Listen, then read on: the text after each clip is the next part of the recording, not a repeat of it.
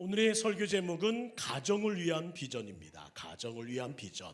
저는 특별히 좋은 교회, 좋은 성도님들을 이렇게 만나서 우리 하나님 앞에 예배하고 또 함께 기도할 수 있는 시간이 있음이 얼마나 귀한지 모릅니다. 우리 옆에 분에게 인사하겠습니다. 하나님 때문에 행복한 오늘입니다. 한 번 더 할까요? 당신 때문에 행복한 예배입니다. 오늘도 오셔서 자리를 빛내주신 모든 분들께 다시 한번 감사합니다. 한 번 더 할까요? 온 가족이 행복하기를 축복합니다. 한 번 더, 형통한 가정이 되십시오. 오늘 말한 대로 되기를 주의 이름으로 축복합니다. 아이들에게 예전에요, 결혼 앨범을 한번 보여준 적이 있습니다. 그랬더니 아이들이 이 사진을 한 번씩 막 눈여겨보는 거예요. 얘들아, 이 사진이 엄마 아빠의 결혼 사진이야 했더니 막 제 얼굴을 봤다가 사진을 봤다가 왜 이렇게 아빠가 지금 뚱뚱해졌어? 막 그러면서 아이들이 호기심을 갖는 거예요. 어때? 라는 얘기에 함께 아이들이 막 나도 엄마 이렇게 나도 드레스 입고 싶어요 라고 말하며, 또 어떤 아이는 저 결혼하고 싶어요. 난리법석입니다. 조그만 것들이. 그런데 큰딸은 조금 다르더라고요. 한참을 주시다 보니 큰딸이 저에게 입을 열어 이런 질문을 합니다. 아빠, 웨딩드레스는 왜 흰색이에요? 라고 물어보는 거예요. 저도 당황스럽긴 했지만 그러나 전혀 긴장 없이 들은 대로 이렇게 얘기해 줬습니다. 신부의 마음이 백옥 같잖아.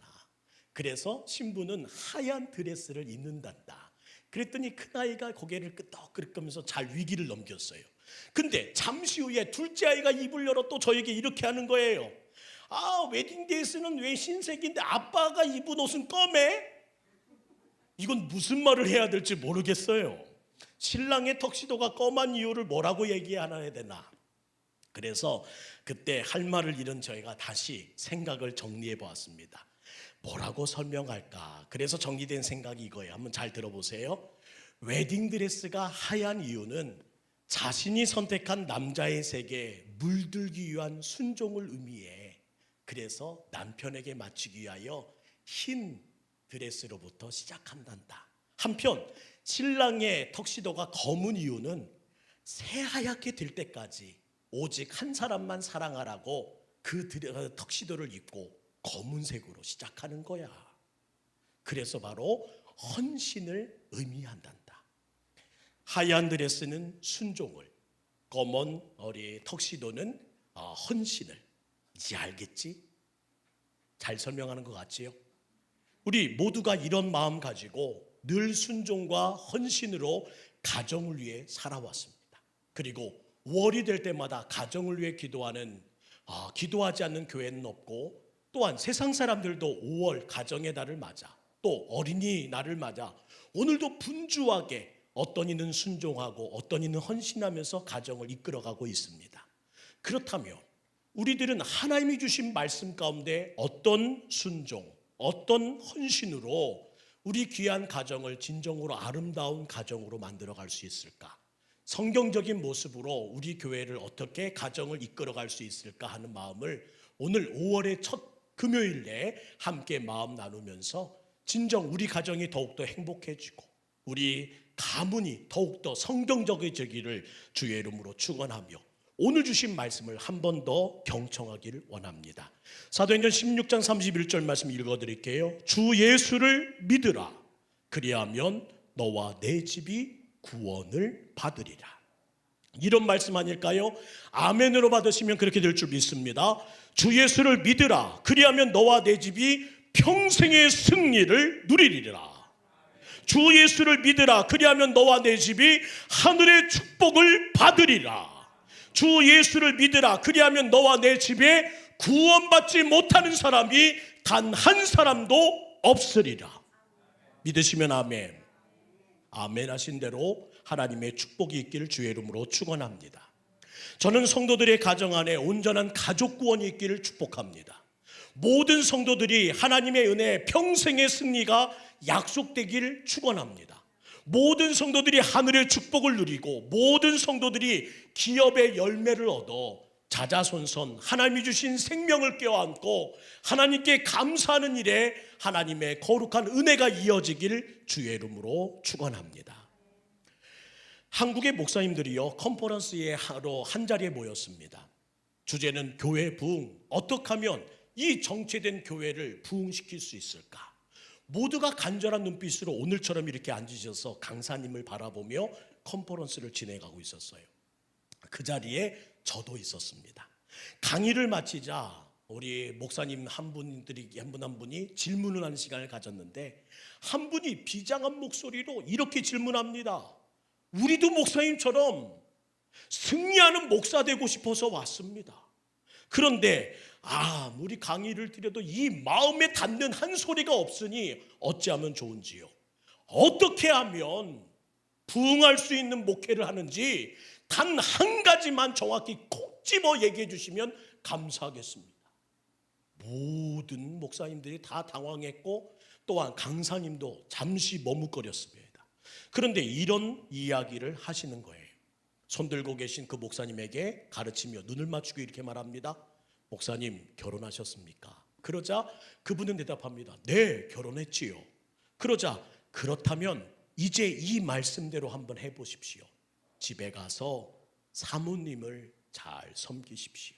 그러면 교회는 부흥할 겁니다. 그러면 당신이 원하는 승리하는 목사, 당신이 원하는 부흥하는 목회를 할 수 있을 겁니다. 그리고 이어지는 한마디, 아내 얼굴에서 웃음을 찾지 못하는 목사라면 하나님의 얼굴에서도 웃음을 찾을 수 없을 겁니다. 저는 물론 다른 목사님들도 이 말씀 앞에, 생각지 못했던 이 대답 앞에 모두 다 큰 충격과 도전을 받았습니다. 그리고 나서 생각해 보니 모든 목사님의 삶 가운데 사모에게 했던 일들에 대한 그 모든 죄책감과 무거운 짐과 또한 못한 일들이 새록새록 생각나면서 그날 모두 다 기도할 때에 이 자리가 그냥 눈물바다로 바뀐 거예요. 목사님들이 막 엉엉면서 소리를 냅니다. 저는 그때 저도 마찬가지로 많이 울었지만 저만 못하는 게 아니라 모든 목사님들이 사모한테 잘 못한다는 것을 그때 한번 깨달았어요. 우리가 알아야 될 것은 무엇이냐? 정말로 이 말 한마디가 우리 마음에 남기 원합니다. 아내의 얼굴에서, 남편의 얼굴에서, 가족의 얼굴에서 웃음을 찾지 못하십니까? 그러면 당신은 하나님의 얼굴에서도 웃음을 찾을 수 없을 겁니다. 그리스도에게는 가정에 대한 확고한 마음가짐이 있어야 된다고 해요. 세상 사람들도 이렇게 가르치던데요. 공자는 논어의 2인편이라는 책에서 이렇게 말합니다. 조문도 석사가이다. 조문도 석사가이다. 뜻을 하면 이런 뜻입니다. 아침에 돌을 들을 수 있으면 저녁에 죽어도 좋다. 이것이 세상 사람들의 가르침이요, 진리를 위한 탐구예요. 아침에 돌을 들을 수 있으면 저녁에 죽어도 좋습니다. 우리의 삶에 비춰본다면, 믿는 자의 삶에 비춰본다면 이런 뜻 아닐까요?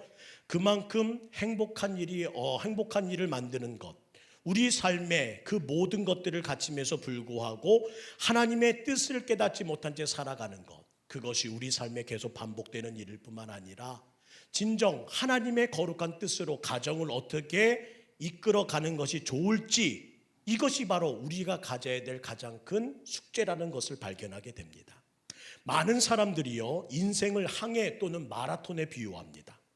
험난한 항해를 하기 전에, 그리고 기나긴 마라톤을 시작하기 전에 목표를 확인하고 코스를 확인하는 것은 너무나 선행되어야 하고 반드시 이루어질 일인데, 이 중요한 작업을 하지도 않은 채 항해를 시작하고 마라톤을 시작하는 이들이 참으로 많다는 거예요.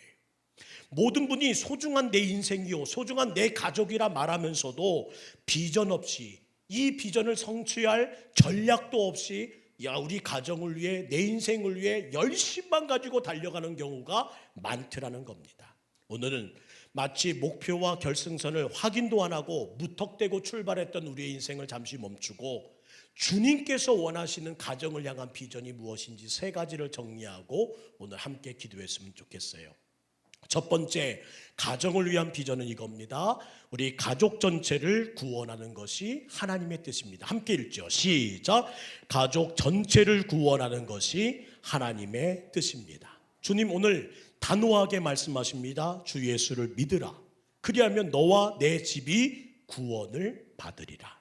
사랑하는 성도 여러분, 하나님의 구원의 단위는 언제나 가족이었던 것을 우리는 기억해야 합니다. 물론 개인 구원의 의미가 성경에도 숨어 있어요. 하지만 궁극적인 최종 목적은 어디에 있느냐? 가족 구원에 주님은 포커스를 맞추고 계시다는 겁니다. 구약을 기억해 보세요. 하나님은 노아와 8 식구를 구원하셨습니다. 아브라함과 그 권속들, 야곱과 그 자손들 모두 다 구원하시는데 한 사람의 믿음의 사람을 들어 쓰셨다는 거예요. 그 모든 단위들이 가족 구원입니다. 또 신약에서는요, 사도행전 10장의 고넬료 가족을, 사도행전 16장의 루디아와 그의 가족들을, 그리고 빌립보 간수의 구원의 모습들을 보라보면 모두 다 가족 구원에 포커스를 맞추고 있더라는 거예요. 심지어 이 전통을 의지하여 초대교회에서는 세례 예식도 가족 단위로 베풀었습니다. 그만큼 가족 구원이 성경에서는 중요한 주제라는 겁니다.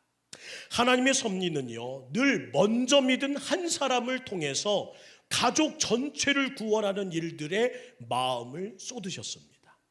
저는 여러분이 그 한 사람, 가족을 구원해내는 한 사람 되기를 주의 이름으로 축원합니다. 가족을 구원하는 한 사람, 가문을 살려내는 한 사람이 바로 여기서 예배드리는 여러분 되기를 주의 이름으로 축복합니다. 노아의 방주 사건은 한 사람 노아를 통해서 온 가족과 인류를 구원하기 위한 하나님의 거룩한 시작이, 완성이 오늘 우리에게 보여주고 있습니다. 그런데 이렇게 가족 구원 할 때마다 성도님들이 이렇게 말해요. 불가능하다고 생각하는 분들, 어렵다고 생각하는 분들의 비명소리가 들립니다. 목사님, 차라리 모르는 사람 구원하는 것보다요, 가족 구원이 더 어려워요. 우리 아들, 우리 딸 구원하는 거요, 정말 어려워. 아니야, 이거 안 될지도 모르겠어요. 저는 그럼에도 이렇게 부탁드립니다. 그러나 믿으십시오. 왜요? 기도의 힘은 그 모든 현실보다 더 강하기 때문입니다. 저는 기도의 힘을 믿는 여러분 되기를 원하고, 오늘 우리가 함께 모인 이유, 가족의 건강과 가정의 비전과 가정의 구원과 하나님의 뜻의 완성을 위해 오늘도 중보기도하는 이 힘의 큼을 여러분이 믿고 의지하기를 주의 이름으로 축원합니다. 이렇게 조용히 한번 잠잠히 여쭈고 싶습니다. 정말 최선을 다했다고 말씀하실 수 있습니까? 어렵다는 말은 쉽게 던지지만 정말 나는 내 가족 구원을 위해 최선을 다했습니다. 정말 하나님 앞에 그렇게 말할 수 있느냐는 거예요. 누구처럼 믿지 않은 가족 신발 가지고 와서 이곳에 놓고, 주여, 이것이 내 남편의 신발입니다, 내 아들의 신발이에요, 주여 이제 신발 왔으니 제발 몸뚱아리가 올 수 있도록 도와주세요. 그렇게 기도해 본 적이 있느냐는 겁니다. 누구는 기도했다는 소리 들었지만 정말 내가 그렇게 기도한 적이 있느냐고요. 많은 분들이 기도해야지요 말은 합니다. 한번 생각해 보세요. 오늘도 기도회, 이렇게 중보기도, 가족을 위한 특별한 기도를 한번 드리자고 말씀을 드렸어요. 그러나 어떤 분들은 이렇게 말할 수도 있겠습니다. 비가 와서요. 오랜만에 연휴인데요, 오랜만에 쉬는데요. 그동안은 직장 생활하느라고, 그동안은 모든 행사하느라고 할 수 없었던 기도, 오늘 빨간 날, 쉬는 날이니까 그래도 오늘이라도 기도해야지 하는 마음을 갖는가 하면, 우선순위가 항상 뒤로 가서 오늘은 다른 일을, 그동안 못한 일 하려고 오늘도 분주한 분들이 계시면 언제 가족 구원을 위해 기도하고, 자녀를 위해 기도하고, 생명 구원을 위해 기도한단 말입니까? 정말 최선을 다했다는 말을 주님 앞에 드리면서 안 되는 이 이유를 하나님 앞에 따져 물을 수 있는 그런 마음으로 지금까지 기도했는지를 다시 한번 묻는 저희들 되기 원합니다. 생각해 보세요. 내가 내 가족을 위해 기도하지 않으면 누가 기도하겠습니까? 바로 내 책임이라고요. 오늘의 내 모습 역시 누군가 날 위해 기도해 주어서 만들어진, 누군가 나를 위해서 믿음의 길로 이끌어져서 이루어진 구원의 길 아니었습니까? 가장 위대한 하나님의 기적이 무엇이냐고 말한다면 저는 이렇게 대답할 겁니다. 내가 예수님 믿은 겁니다. 내가 예수님 믿은 것은 이 세상 그 무엇과 비교할 수 없는 가장 큰 하나님의 일하심이요, 가장 큰 하나님의 기적입니다. 그러면 그 다음의 기적의 주인공은 누가 되어야 될까요? 여러분의 가족이 되어야 되지 않겠습니까? 부모님에 의해서 모태신앙으로 내가 구원받은 자가 되었다면 이제 모태신앙으로 구원받는 또한 우리 자녀들이 이 자리를 지켜 하나님의 구원의 감격 가운데 뜻을 모아 살아가야 되지 않느냐는 말입니다. 오늘 가족 구원의 기도를 시작하는 여러분 되기를 간절히 원하며, 주님 앞에 최선 다했는데 왜 안 됩니까? 라고 한 번은 질문할 수 있는 우리의 열심히 발동하기를 주의 이름으로 부탁드립니다. 우리는 몰라요. 언제 구원될지, 언제 이루어질지. 그러나 기억하십시오. 제 평생의 기도 제목 가운데 하나, 믿음 가운데 하나가 바로 이겁니다. 하나님은 귀가 밝으신 분입니다. 하나님은 귀가 밝으신 분이라는 거예요. 저와 여러분의 기도를 모두 다 듣고 계신 분이요, 그 밝은 귀는 반드시 우리의 기도를 이루어 주실 줄 믿습니다. 우리는 기적을 만드는 열쇠를 갖고 있습니다. 그것이 뭐냐고요? 기도의 힘입니다. 하나님은 실망하지 말고 간구하라고 말합니다. 오늘도 말씀하시잖아요. 기도해. 주 예수를 믿어. 그것을 가지고 최선을 다하여 승부를 걸어봐. 그리하면 너와 내 집이 구원을 받으리라. 믿으십니까? 믿으십니까? 아멘한 대로 될 줄 믿습니다. 이것이 바로 주님께서 우리에게 말씀하신 너의 가족은 너희가 구원해야 할 대상이란다 말씀하시는 주의 뜻이라는 거예요. 두 번째 비전, 이를 위해 우리가 해야 될 것은요, 함께 읽죠. 시작. 좋은 아버지, 좋은 어머니, 좋은 자녀가 되어야 합니다. 우리는 하나님의 뜻을 잘못 알고 있습니다. 그동안 열심히 살아왔어요. 좋은 장로님으로, 좋은 권사님으로, 좋은 집사님으로 살아오셨습니다. 우리 교회에 참 좋은 분 많습니다. 모든 분들이 감동하여 그분만 생각하면 눈물을 뚝뚝 흘리는 장로님이 계시고 권사님이 계시고 집사님이 계셨더라고요. 얼마나 행복한지요. 우리 교회 앞서가고 있습니다. 그러나 더 앞서야 될 것이 무엇인지 아십니까? 좋은 아버지, 좋은 어머니, 좋은 자녀가 되어야 된다는 겁니다.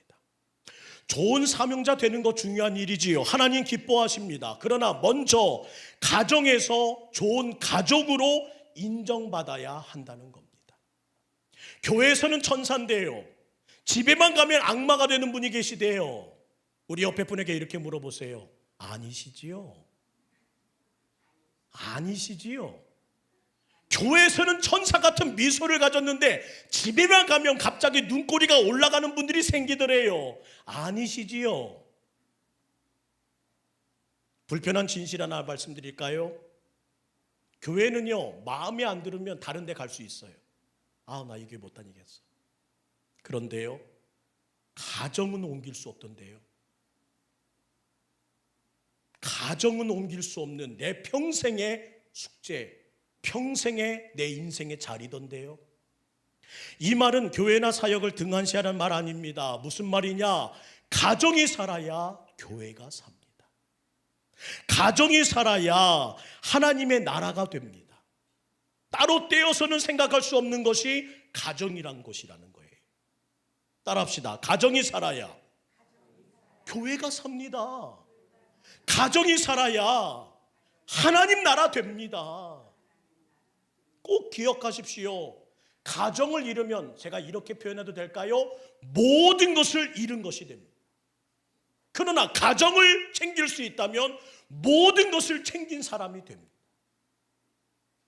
그러나 가정을 찾는다면, 모든 것을 찾는다는 이 사실을 놓친 채 처음 말씀드린 대로 가족의 얼굴에서 웃음을 찾지 못하는 아빠라면, 아내라면, 엄마라면, 할아버지라면, 할머니라면 하나님의 얼굴에서도 웃음을 찾을 수 없을 수 있다는 거예요. 그래서 오늘 우리가 해야 될 것은 무엇이냐? 좋은 아버지, 좋은 어머니, 좋은 자녀가 먼저 되어야 되는 겁니다. 오늘 당장 자녀의 얼굴을 떠올려 보십시오. 웃음이 있던가요? 오늘 아내의 얼굴을 보십시오. 가족의 얼굴을 보십시오.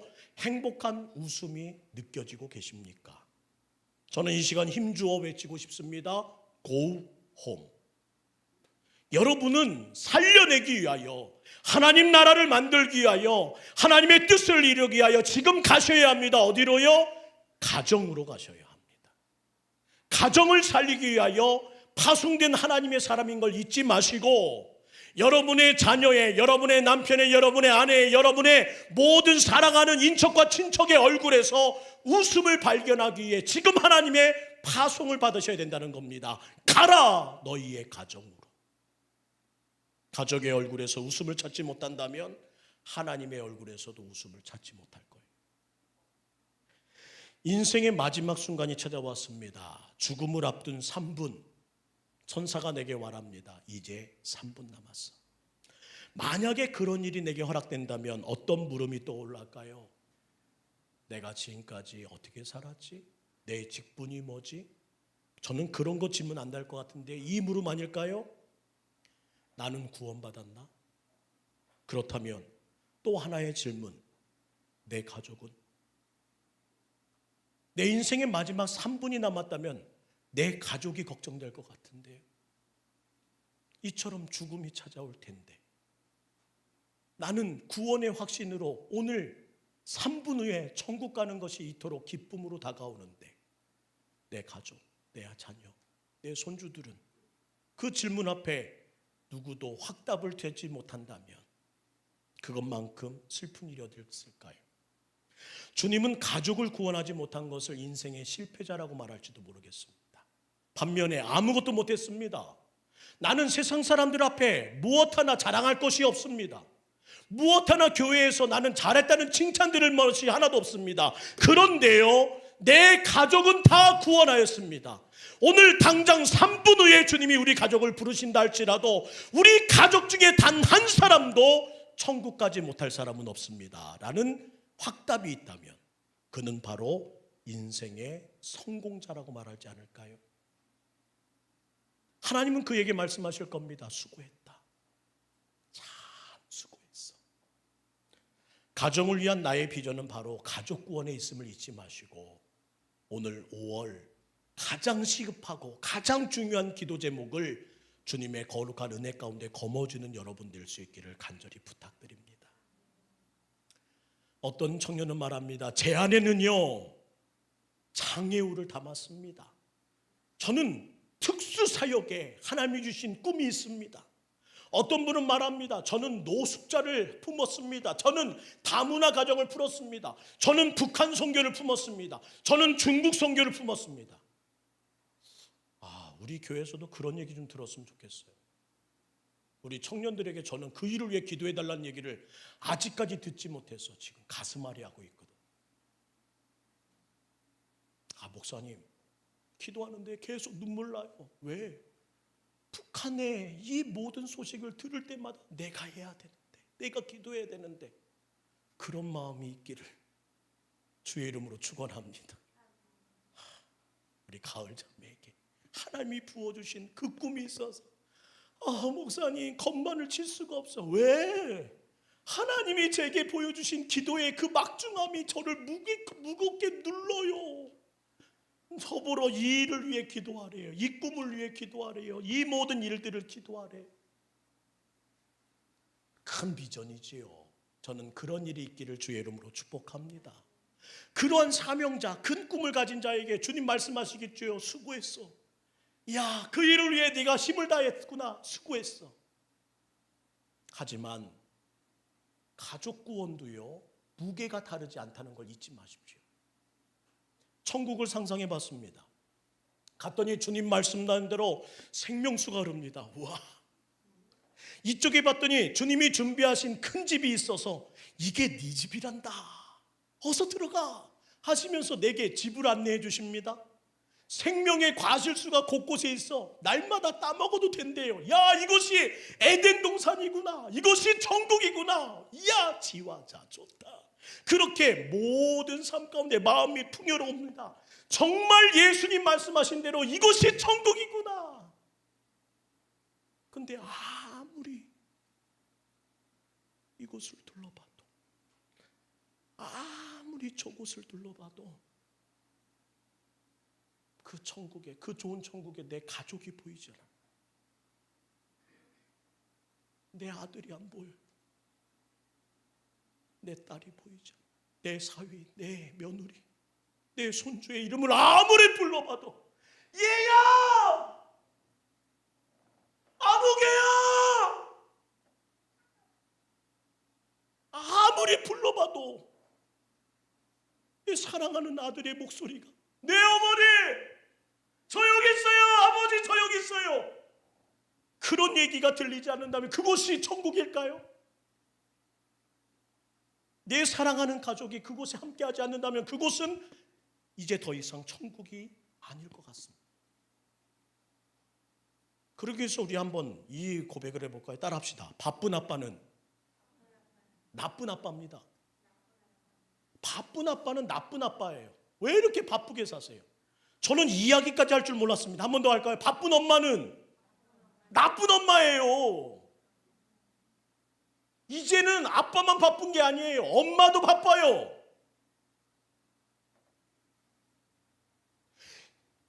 그렇게 자녀 양육을 위해 하나님께 쓰임받았던 여종들의 흔적이 지금 이 시대에는 사라져버렸습니다. 나의 사랑하는 책 비록 헤어졌으나 어머니의 무릎 위에 앉아서 재미있게 듣던 말, 그 성경 나는 사랑합니다. 무릎 위에 올라가야 말씀을 듣든지, 그 어머니의 그 바쁨이 없어야 말씀을 듣든지, 그 부부가 자녀를 위해서 말씀으로 양육하기 위해 깨어있든지. 요즘 부부 너무 바빴어요. 우리 아이들 신앙교육 제대로 받을까요? 학교 끝나면 피아노 학원, 보습학원, 영어학원, 미술학원, 그곳에 가면 예수의 이름 무슨 복음 들을 수 있을까요? 주일에는 이제 학원 가서 밀린 숙제해야 되고 시험 준비해야 되고,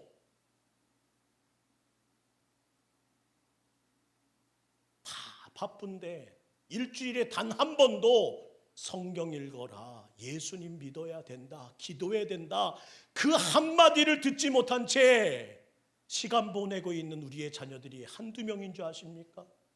큐티했니? 말씀 묵상했니? 기도했니? 너의 비전은 하나님의 붙드신 걸 알고 있니? 우리의 손주들도, 우리의 자녀들도 단 한마디 듣지 못한 채 바쁜 아빠, 바쁜 엄마, 그 모습 가운데 살아가고 있더라는 겁니다. 목회자와 중직자, 자녀의 방황 누구 책임일까요? 충격적인 보고가 있어 함께 나누려고 합니다. 아빠가 목사라는 아이에게 물었어요. 부모가 교회의 중직자를 맡고 있는 자녀에게 물었답니다. 너 뭐가 되고 싶니? 목사의 아들이라는 아들이 중직자의 딸이라고 하던 그가 말합니다. 뭐가 되고 싶은지 모르겠어요. 하지만 뭐가 되고 싶지 않은지는 분명히 알았습니다. 그게 뭐니? 바로 우리 아빠처럼은 살지 않을래요. 우리 엄마처럼 되고 싶진 않아요. 깊이 생각할 시간입니다. 가정에서 나는 어떤 그리스도인입니까? 가정에 비춰진 나는 어떤 아빠, 어떤 엄마인지요? 할아버지의 모습은 어떻게 비춰져 있고 할머니의 모습은 어떻게 비춰져 있는지 오늘 한번 고민해 보자는 겁니다. 가정을 먼저 섬기십시오. 가족을 먼저 축복하십시오. 가족을 먼저 사랑하십시오. 가족의 말을 먼저 들어주는 자가 되십시오. 바쁜 아빠는 나쁜 아빠, 바쁜 엄마는 나쁜 엄마. 이것이 오늘날 우리 아이들이 느끼고 있는 감정이라는 거예요. 세 번째, 내 자녀, 내 식구들이 내 제자임을 잊지 마십시오. 학교만 맡기지 마세요. 교회에만 맡기지 마세요. 가정에서 집중적으로 돌봐야 할 때입니다. 학교 가면 복음, 십자가 들을 수 있을까요? 교회에서 단 1시간 머물고 가는 아이에게 무엇인가 남는 복음이 있을까요? 십자가의 감동이 있을까요? 예수의 보혈이 그 심장에까지 닿을 수라도 있을까요? 저는 자녀를 이해해 주셔야 합니다. 어디서요? 가정에서부터. 우리 자녀들이 듣고 싶은 말이 뭘까 한번 생각해 봤어요. 그랬더니 이 말 하나가 떠오르더라고요. 나 너 이해해. 가정에서 이해를 받지 못하는 우리 아이들, 친구를 찾아가서 이해해달라고 구걸합니다. 세상에 나가서 나 좀 이해해달라고 동냥합니다. 그거 부모가 해야 될 일이잖아요. 자녀 이해하며 품으라고 우리에게 맡겨주신 사명이잖아요. 너 아니? 내가 너를 얼마나 이해하는지. 출간 아들은 이해가 필요 없을까요? 부모님의, 아버지의, 아들의 이해가 필요 없을까요? 얼마나 힘든지 먼저 살아보셨잖아요. 얼마나 괴로운지, 오늘을 버거워 사는지 살아보셨잖아요. 그 마음 이해해서 한마디 해주길 기다리는 자녀들이 있다는 사실을 왜 모르고 계세요? 나도 이해해. 얼마나 힘들어. 나 이해한다. 얼마나 버겁니? 그 한마디가 듣고 싶은 오늘 다음 세대라는 겁니다. 우리 자녀들의 비명이 들리십니까? 인생의 목적이 무엇인지 누가 좀 나에게 가르쳐 주십시오. 하염없이 달려가고 있는데, 하염없이 열심히 뛰고 있는데 어디로 뛰어가는지 방향을 모르겠고, 어디로 가야 되는지 비전이 없고, 어떻게 살아야 되는지 제대로 알 수가 없어서 오늘도 가고는 있지만 끙끙 앓고 있는 비명들이 있다는 겁니다. 그거를 들려줘야 될 사람, 그 사명이 누구라고요? 부모 아닐까요? 부모가 아니면 누구도 할 수 없는 말입니다. 저는 우리 자녀들 볼 때마다 이런 마음들이 듭니다. 무서운 세대입니다. 한다면 해요. 와, 이런 아이들이 있을까? 저는 우리 교회 청년들 볼 때마다 참으로 외치고 싶습니다. 해봐. 정말로 가능성이 느껴지거든요. 조용한 것 같은데 조용한 침묵 속에 저력이 느껴지더라고요. 탁월한 세대입니다. 예술이면 예술, 문화, 컴퓨터, 패션, AI, 스포츠, 어느 것 하나 나무랄 데 없는 탁월함을 보이는 자녀들. 저들이 움직이면 유행이 되더라고요. 그뿐만 아닌가요? 저들은요, 그리스도의 세대입니다. 이들처럼 하나님 사랑하고 이들처럼 큰 일을 할 만한 세대가 일찍이 없었습니다. 저는 우리 자녀들에게 진심으로 외치고 싶습니다. 교회가 너희를 이해해. 하나님이 너를 소중히 여기고 계셔. 너는 참으로 중요한 사람이야. 너는 이 세상 그 무엇보다 아름다워. 현아에게, 유나에게 해주고 싶은 얘기, 정말 최고예요. 그 꿈을 위해, 그 사랑과 그 열정을 가지고 끝까지 달려가. 하나님이 너와 함께 하셔. 어른들의 입술로, 부모의 입술로 누군가 들어야 된다면 저는 저 아이들이, 이곳에 함께 예배드리는 우리의 모든 청년들이 힘내. 하나님이 너를 응원하셔. 우리가 너를 위해 기도하고 있어. 그런 얘기가 함께 오가는 공동체가 될 수 있기를 간절히 원합니다. 여러분의 아이들에게, 자녀들에게, 손주에게 꼭 하세요. 격려하고 축복하고 너희가 내게 주신 하나님의 제자란다. 그럴싸한 다른 사람 찾지 말고 가까이 있는 여러분의 가족부터 내 제자로 삼는 여러분 될 수 있기를 주의 이름으로 부탁드립니다. 그러기 위해서 축복보 하나 가르쳐 드릴까요? 매일 자녀들에게, 손주들에게 우리 보약 한 제씩을 우리 먹이시는 여러분 되기 원합니다. 따라합시다. 너는 참 소중하단다. 너는 사랑받기 위해 태어난 사람이야. 너는 존귀하고 보배롭단다. 이건 세상에서 들을 수 없는 이야기입니다. 너는 존귀하고 보배롭단다. 너는 하나님이 사랑하는, 사랑받기 위해 태어난 사람이야. 하나 더 축복해 드릴까요? 한번 따라합시다. 너는 이 민족과 열방을 구원할 하나님의 사람이란다. 이게 바로 우리 자녀들이 가져야 될 비전이라는 거예요. 너는 구원할 이 민족과 열방을 구원할 하나님의 인물이란다. 이 시대가 목말라는 비전 아닌가요? 누군가 이 문제를 해결해 줄 사람을 찾고, 누군가 이 나라를 살릴 사람을 찾고, 누군가 이 세계를 회복할 사람을 찾을 때에 그때 예수 이름으로 서는 하나님의 자녀가 서야 되지 않을까요? 근데 우리는 입만 열면 이렇게 말합니다. 아유, 그때 저걸 낳지 말았어야 했는데, 아유, 머리는 무겁게 왜 달고 다녀? 이제 그만 떠들고 들어가 공부나 해 좀. 넌 무슨 서론이 이렇게 길은 요점만 말해, 요점. 아우, 짜증나. 너는 다음에 꼭 너 같은 새끼 한번 낳아야 돼. 몇 개 틀렸어? 그래서 네가 몇 등 했냐고 등수만 말해. 이게 지금 우리의 현실 아닌가요? 그래서 결론이 항상 법대 가야 돼, 넌 약대 가야 돼, 너 부자 돼야 돼. 고생 안 해. 엄마가 기도한다, 너 부자 되기 위해서. 아빠가 응원한다, 너 출세하기 위해서. 할아버지 할머니가 기도할게, 넌 학원 가. 이 말이 대체 어떤 영향력이 있단 말입니까? 저는 우리 자녀들을 5월부터라도, 아니 이제부터라도 하나님의 은혜 가운데 축복하기 원합니다. 우리 아들 모세와 같게 써주십시오. 우리 손주 요셉과 같이 써주십시오. 우리의 딸 하나님 에스더 같은 마음을 주십시오. 하나님 우리 손녀 마리아 같이 하나님의 거룩한 말씀을 사모하는 귀한 여종 되게 하옵소서.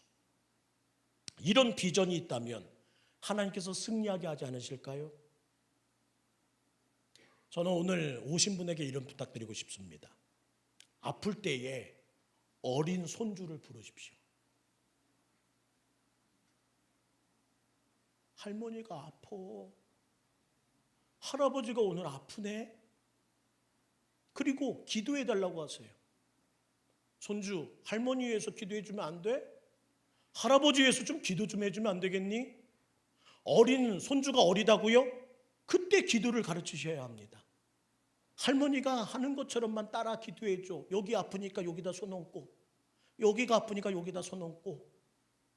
그리고 할머니의 말 그대로 따라 손주들이 기도하도록 가르치시면 됩니다.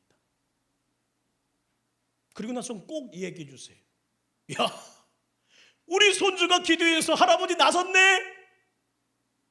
우리 손녀가 기도해서 우리 할머니 나섰어. 봐봐. 아이고. 하나도 안 아파. 그때 씻은 듯이 낫게 하신 그 하나님의 은혜를 그들은 볼 것이요, 그 기도를 하나님이 들으신다는 것을 알 것이며, 그때 배운 기도의 능력을 그들은 평생 기억하지 않을까요? 오늘날 우리는 말합니다. 아유, 할아버지 아파. 오늘 오지 마. 할머니 오늘 몸이 안 좋아. 다음에 와, 다음에. 우리 교회는 안 그러시죠? 어서 와. 할머니 위해 기도해 줘야겠어. 어서 달려와, 우리 손주. 할아버지 위해 기도 좀 해줘. 이 영적 유산이 우리 동북교회에 자산될 수 있기를 간절히 원합니다.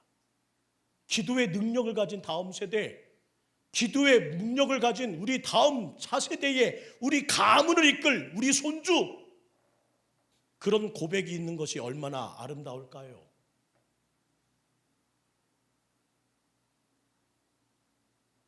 오늘 여러분에게 부담 드리려고 하는 얘기가 아니라 여러분의 마음속에 다시 한번 불일 듯한 일어나는 마지막 남은 쥐어짜는 힘을, 마지막 쥐어짜는 열정을, 마지막 쥐어짜는 기도를 만들어내기 위한 부싯돌임을 잊지 마시고, 오늘 하나님이 주신 말씀으로 계속 불붙이기 위하여 부싯돌을 두드리는 담임 목사의 간절한 하나님의 대언을 꼭 여러분의 마음에 새기기를 주의 이름으로 축원합니다. 얼마 전 동부 마마클럽과 함께 봄 소풍을 갔습니다. 저 뒤에 사진이 있는데요. 식당 마당에 갔더니 클로버가 가득 있는 거예요.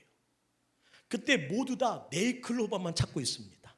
그리고 저쪽에서 권사님 한 분이 찾았다 하면서 네잎클로버를 딱 들으셨는데 그 크기가 얼마나 큰지 다 같이 부러워했어요. 네잎클로버의 꽃말이 행운이라죠. 우리는 그 행운을 찾느라요 수많은 세잎클로버를 무심히 지나쳤습니다. 근데 아십니까? 새 클로바의 꽃말은 행복입니다. 우리는 행운을 찾기 위해서 행복을 뒤로 한 채 달려가고 있습니다. 사람들은 행운 하나 얻기 위해서 수많은 행복을 걷어찼습니다. 짓이겼습니다. 오직 그 네이크로마만 찾기 위해서. 가까이 있는 가정의 행복을 지나친 채 멀리 있는 인생의 행운만 두리번거리라고 가정을 저버렸고, 이제 그 모든 짓눌림에 자녀들이 아무리 말해도 내 말을 듣지 않고, 이제는 애비의 소원이야, 애미의 부탁이야, 아무리 말해도 귓등으로 듣는 그런 현실이 되어버렸습니다. 세이크로바가 더 많은 이유는 지금 여기서부터 그 행복을 누리라고 하시는 하나님의 뜻 아닐까요? 내가 너를 위해 이렇게 많이 준비해놨단다. 단지 작은 행운에 취해 살지 말고 늘 너에게 주고자 누리라고 하는 이 행복을 누리며 사는 하나님의 자녀가 되어주려. 저는 오늘 여러분의 생각이 바뀌어지길 원합니다. 우리 아들에게 행운을 주십시오. 길이 열리는 행운, 부자가 되는 행운, 진학하는 행운, 취업하는 행운, 건강해지는 행운, 아니요, 늘 행복하게 해주십시오. 주님 안에서의 행복, 예수 안에서의 행복, 기도 안에서 누리는 행복, 성령이 주시는 행복, 교회에서 누리는 그 행복을 누리게 하옵소서. 이 모든 일을 만들어가는 우리가 되기를 주의 이름으로 축복하며, 5월 제가 기도를 시작한 제목은 이겁니다. 한 하나님 안에서 하나 된 믿음으로 저와 여러분의 가정이 다시 세움받기를 주의 이름으로 축원합니다.